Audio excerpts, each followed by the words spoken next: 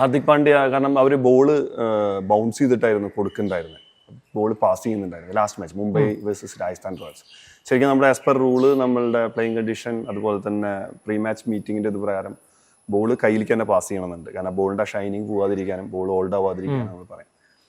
അപ്പോൾ അത് ഞാൻ ഓൺ ഫീൽഡ് അമ്പയർ 2-3 പ്രാവശ്യം ശ്രദ്ധിച്ചപ്പോൾ ഞാൻ പോയിട്ട് ഹാർദിക്കിൻ്റെ അടുത്ത് സംസാരിച്ചു. അദ്ദേഹം വളരെ നല്ല രീതിയിലാണ് അതിന് റിയാക്ട് ചെയ്തത്. ബാക്കി എല്ലാ പ്ലേയേഴ്സിൻ്റെ അടുത്തും ചീത്ത പറയുകയും അവരുടെ അടുത്ത് നല്ല രീതിയിൽ ഇത് കയ്യിലേക്ക് കൊടുക്കണം എന്ന് പറയുകയും നിങ്ങൾ ശ്രദ്ധിച്ച് കളക്ട് ചെയ്യണം എന്ന് പറയുകയും ചെയ്യും.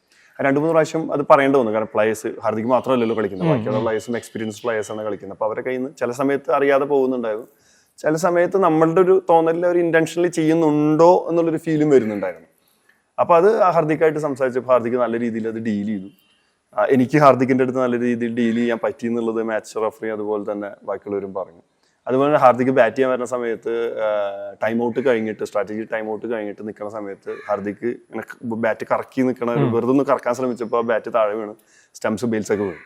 അപ്പോൾ ഞാനാണ് സ്ട്രോക്ക് ഔട്ടിലേക്ക് നിൽക്കുന്നുണ്ടായിരുന്നത്. അപ്പോൾ ഞാനത് ക്ലിയർ ചെയ്യാൻ പോയപ്പോൾ സമയത്ത് എൻ്റെ അടുത്ത് പറഞ്ഞു, ഞാൻ വെറുതെ സമയം കളയാൻ വേണ്ടി ചെയ്താ, തമാശക്ക് പറയുന്നതാ. അപ്പൊ ഞാൻ തമാശക്ക് തിരിച്ചു പറയാം, എന്ന് വെച്ചാൽ സമയം കളയണതിന് ഞങ്ങൾ വേണമെങ്കിൽ റിപ്പോർട്ട് ചെയ്യാം എന്ന് പറയും. അയ്യോ അത് വേണ്ട, ഞാൻ തമാശക്ക് പറയാം. അങ്ങനെ ഒരു തമാശ നിറഞ്ഞ സംഭാഷണങ്ങൾ അവിടെ നടന്നു.